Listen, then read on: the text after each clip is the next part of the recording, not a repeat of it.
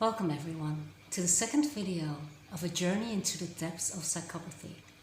A journey of healing and understanding. I'm thrilled to have you here as we delve deeper into the topic of psychopathy. If you resonate with the themes discussed in this video and you want to book a therapy or healing session with me, you can find my availability listed down below.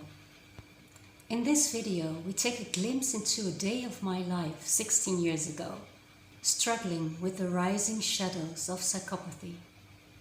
In the first video, I narrated both of our backgrounds. Fast forward 25 years and we find ourselves in a grand semi-detached residence in the middle of the country. On the surface, it might seem like a dream come true. But underneath that lie layers of turmoil and conflict that cast a long-lasting shadow on our lives. As we witness the routines, challenges and emotional battles faced within my family, we gain insight in the profound impact of psychopathy in relationships, the people involved, their sense of self, and a quest for peace amidst the chaos. I encourage you to engage in this video by leaving your comments and questions down below. Let's create a safe place for discussion and support as we explore the intricacies of psychopathy and its effect on individuals and loved ones. Thank you for joining me on this journey. Let's embark together on a journey of understanding, full healing, transformation and freedom. I woke up to the sound of the alarm, its persistent buzz pulling me out of the depths of a deep sleep. It was 6:45 and the day had already begun. I reached over and pressed the snooze button, hoping to steal a few more moments of precious rest. But after just a couple of minutes, I couldn't stay lying in my bed any longer. The responsibilities of the day beckoned, and I knew I had to rise. I forced myself to leave the comfort of my bed and descended the spiraling staircase. Each creaking step that I tried to avoid served as a reminder of the state of the ground semi-detached residence. A spacious abode with a driveway and sprawling back and front gardens, nestled in a coveted location in the heart of the country. Despite the fulfillment of our long-awaited dream, the kitchen cupboards were adorned with aging mahogany panels from the bygone era of the 1970s, a clear indication of the maintenance that was long overdue. The silence of the house enveloped me as I stepped into the kitchen, my sanctuary of practical tasks. There was so much to be done within the next hour, and I focused all my attention on the morning routine. Breakfast and lunch needed to be prepared for the children, one of whom was now attending a prestigious secondary school, and the other remained in the primary school. I mechanically prepared breakfast and packed lunch for the children, my mind preoccupied with the tasks at hand. As I moved about the kitchen, I made a conscious effort to not make any noise, not wanting to disturb Yusuf. His sleeping patterns were erratic, and he often found solace in the depths of the night, roaming around the house. The challenges we faced as parents added another layer of complexity to our lives. Last year we had been in a major, unresolvable, out of control, escalating conflict with the primary school. After our eldest son received a completely unexpected and undiscussable lower secondary school advice than anticipated. The battle had taken an immense toll on me emotionally. Yusuf had been obsessively consumed by it day and night, month after month. And every weekend I was increasingly pressured to translate his strategies and thoughts into written form, optimizing it to perfection, as if preparing a precision bombing attack to be delivered to the school board the next week. The effects were clearly visible, as it didn't take long for the school leader to succumb to a severe burnout and take leave from work. Within the protective walls of our house, Yusuf expressed an overwhelming rage toward the character flaws of the school leader, which I, to my dismay, recognized within myself. He declared, "I will destroy him and make sure he can never work again." If it were not for my intervention, placing myself between the two adversaries, Yusuf would have succeeded in his plans. Now, I ended up receiving backlash from both ends. Yusuf's deep distrust of the school leader had reached such a level that he recently stormed out of the school premises in a fit of aggressive anger. I had felt made a fool out of myself over his aggressive attitude, since I had been making persistent attempts for months to bring the two bantams and ex-boyfriends back together after we'd won the case. Since barking out of the school, he wanted nothing to do with it, and I believed that it was better for him and our reputation to distance him from school matters until the dust had settled. As a result, I took on the additional responsibilities of handling the school matters, on top of my other obligations. I peered through the kitchen window, my eyes meeting the piercing gaze of the hawk that was perched in the garden, and I couldn't shake the feeling that something was deeply wrong. The way Yusuf had recently likened himself to a hawk, drawing parallels to his relentless urge to prey on vulnerabilities, sent shivers down my spine. It was as if he reveled in the power that came with destruction. His anger and perpetual conflicts casting an enduring shadow over the harmony of our very existence. This starkly contrasted with the harmonious life values that were instilled in me from early childhood. I reflected on our past conflicts, 15 years of lawsuits, the battles we had fought. It seemed that conflict had become a way of life for us, a lifestyle that brought in extra income, but also left emotional bruises.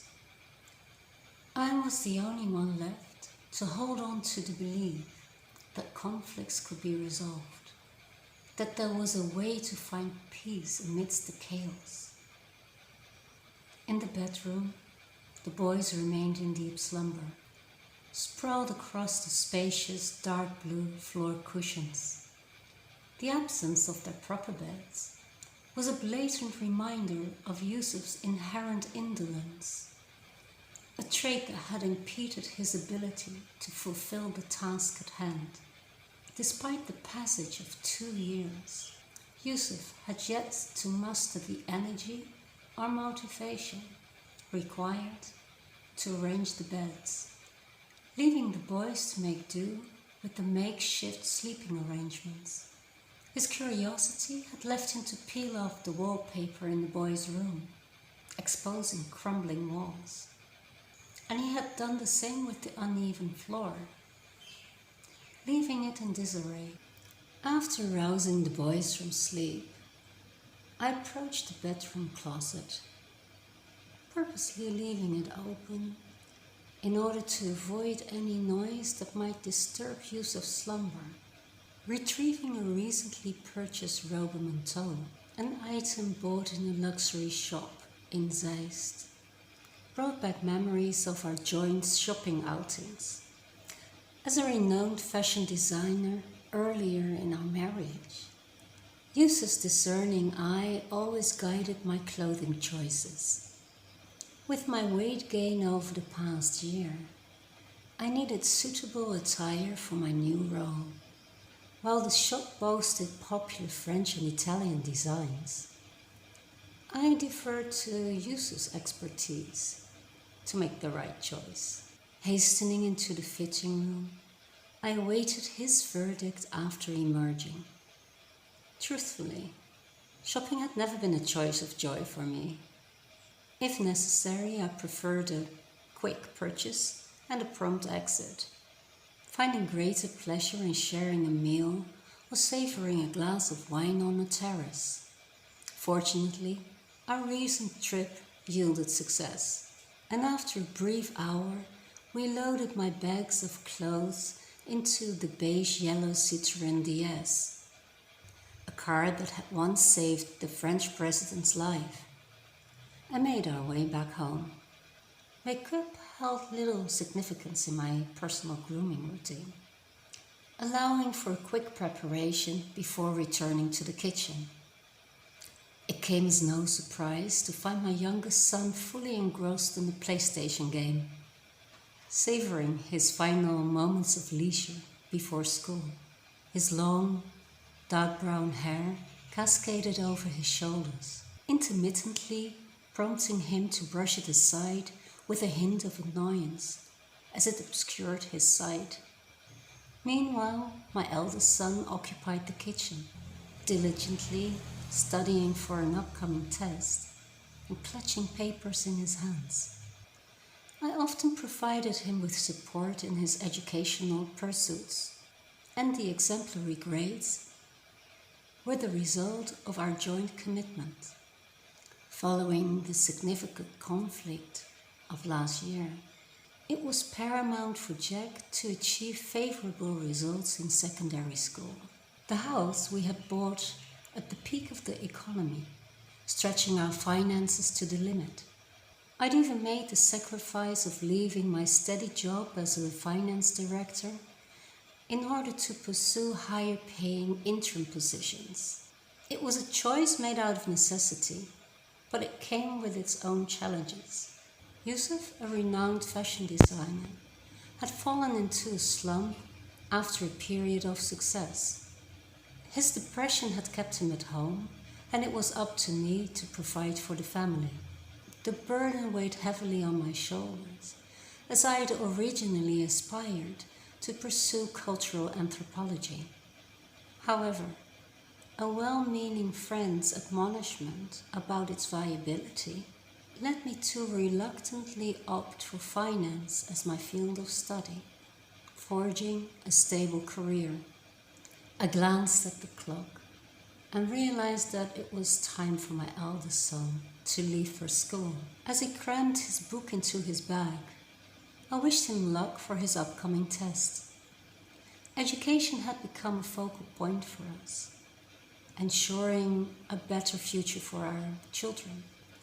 A little later, my youngest son and I set off to primary school. At the schoolyard, I saw Diana, a former friend with whom I had grown apart. We exchanged friendly greetings, but our connection had faded over time, and our brief chats on the schoolyard were filled with polite smiles and empty small talk. I couldn't help but feel a sense of loneliness, a longing for a deep connection with someone who truly understood the struggles that I faced. After dropping off my son, I returned home through the serene wooded surroundings. Upon entering the house, I was greeted by the aroma of freshly brewed coffee. Yusuf, already awake, had begun his daily ritual of preparing the perfect cup of cappuccino for me and an espresso for himself. The coffee machine, a prized possession, adorned with a round, transparent blue stone. It stood as a symbol of our aspirations and the luxury we could afford. The ritual of coffee making had become an elaborate affair, taking up way more time than necessary, But in those moments, when Yusuf meticulously crafted each cup, there was a semblance of peace. The fragrant steam rose from the cup, swirling around us like a delicate dance, momentarily masking the underlying tension that permeated our lives. After preparing the coffee, Yusuf swiftly transitioned to another duty, preparing my hair. He had assumed the role of personal stylist, an endeavor he approached with equal parts eagerness and possessiveness. I granted him the authority to take charge, to sculpt and refine my appearance, as it seemed to imbue him with a sense of meaning.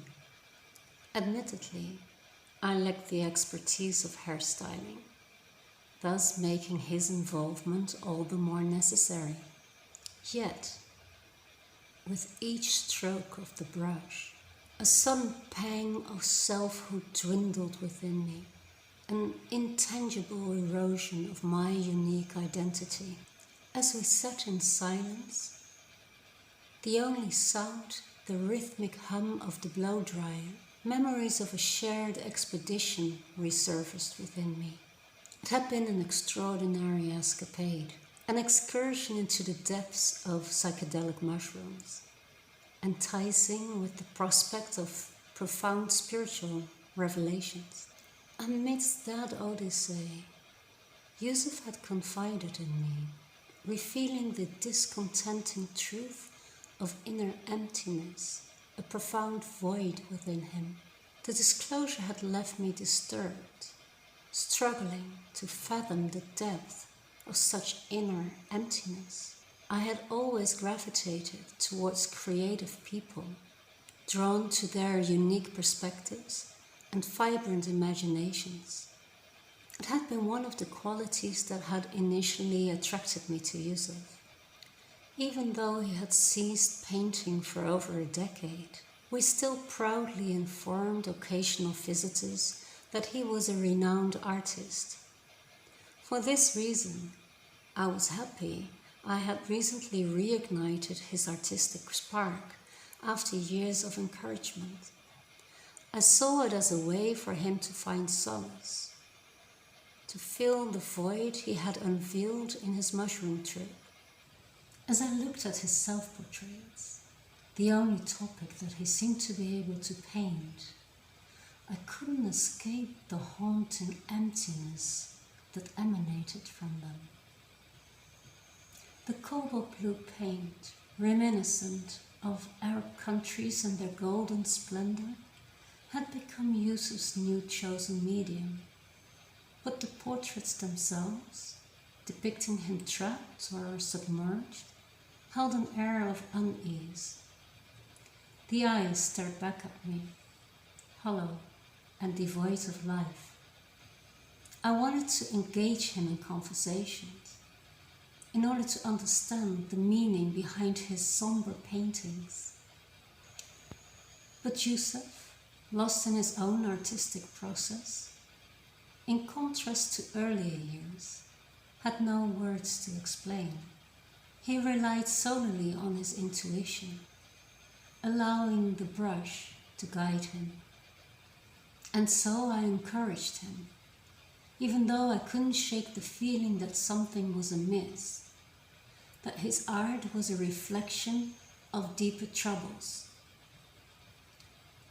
The hours at work flew by as they always did. I'd recently been hired by the CFO of a struggling organization, tasked with bringing order to their chaotic finances. It was a challenging role that demanded my leadership skills, but it was a far cry from the passion that I'd once sought. As the workday came to an end, I found myself yearning for the tranquility of our home. The drive back to the village where we lived was filled with a mixture of anticipation and apprehension. I knew that entering into the house meant stepping into a world of unpredictable emotions, where the slightest trigger could ignite a raging fire. Parking into the driveway, I took a deep breath and gathered my thoughts. I needed to brace myself for whatever was inside. With a heart at unease, I inserted the key into the front door and entered our home. Glancing into the kitchen, I saw Yusuf engrossed in cooking, seemingly undisturbed. Exhausted from the long day, I collapsed onto the oversized cushion, sandwiched between the children, finding solace and contentment. Just as I started to unwind, an abrupt eruption of anger resonated from the kitchen, accompanied by familiar Surinamese curses. Even after 25 years of marriage, I could never grow accustomed to it. My body felt tense, and my heart pounded in my chest. This was the moment I'd been dreading, the moment when calm shattered and chaos reigned. I sprang to my feet, rushing to the kitchen, where Yusuf was on the verge of entering the cellar, fueled by the frustration of not being able to sit with the children for 5 minutes after a long day at work. For once anger got hold of me, and I snapped, asking impatiently what was wrong now. My irritation only fueled the already burning rage within him, and Yusuf yelled, "You know this is the busiest time of the day!" I stared at him, bewildered, wondering why I couldn't have a moment with our children. His fiery gaze intensified as he forcefully grabbed my arms, blaming me that I should know how to react when he was in such a state. My tender arms throbbed in pain, and I knew bruises would surface by tomorrow. "The problem is that I'll never know when you'll explode," I shouted back, disregarding the pain that would await me. It was a foolish moment, as his grip tightened around my arms, pulling me up by them. The pain radiated through my body. It wasn't the physical pain, though, that didn't always accompany his anger outbursts. It was the emotional scars that ran way deeper, the wounds that couldn't be seen. I knew I couldn't fight back, couldn't escape the cycle of fear that I had become trapped in. I attempted to soothe him, my voice trembling,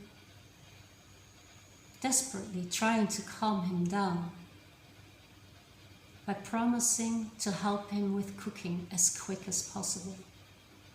It was a futile gesture, a feeble attempt to regain control, but for a brief moment, his anger subsided. 10 minutes later, we gathered around the circular table in our living room. The tension of the conflict still lingering in the air. Yusuf served the meal that we had just prepared together, as I discreetly disregarded the soreness of the bruises on my arms. The children responded by adopting their characteristic coping mechanism, appearing unfazed and carrying on as if the incident had not occurred. Yusuf, seemingly unfazed by the earlier outburst, savored his food with gusto. It was as if he had detached himself from the chaos he had unleashed moments ago, while I, as always, kept my voice muted. Mastering the art of concealing my emotions, I masked the fractures of our relationship with a facade of normalcy. After the meal, as was his routine, Yusuf retreated to the bedroom, His escape into his own realm was aided by an expensive vaporizer he acquired to satisfy his craving for weed. Over the past few years, it had become a habit, a way for him to numb his consuming emotions throughout the day. Now, it has seamlessly integrated into our daily routine, casting its influence on the upbringing of the children. This had become my reality, a cycle of unpredictability and turmoil. I had gradually lost myself along the way, my dreams and aspirations fading into the background as I focused on keeping my family afloat. I questioned whether I desired another 25 years of this, but I felt trapped within my own reality. The emotional bruises I carried, both visible and hidden, served as a constant reminder of the fragility of our very existence. I had become adept at concealing them, hiding my unhappiness and pain behind a smile. The toll it took on my spirit was undeniable. I yearned for a sense of peace, a home that was. Little did I know that my feeble attempts to maintain a semblance of normalcy would soon be shattered. The fragile threads holding our family together were about to unravel, and my whole world was about to be turned upside down. The toxic dynamics, the hidden struggles, and the emotional bruises that went on for far too long were reaching a breaking point. In the coming months, the tension in our home would escalate to unbearable heights, surpassing the bounds of what any person should endure. As the darkness deepened, I would be faced with a fateful decision that would forever alter the course of my life. The dangers of staying outweighed the risks of leaving, and I would find the strength within myself to embark on a treacherous journey to freedom, falling into every pitfall that was set out for me. So, dear listeners, as I stand on the precipice of this altering moment, I invite you to witness the unfolding story filled with pain, resilience, and ultimately the triumph of the human spirit. The road ahead is treacherous, but I carry the hope that by sharing my experience, others might find solace, strength, and the courage to break free from their own toxic circumstances. I welcome you back in the next video.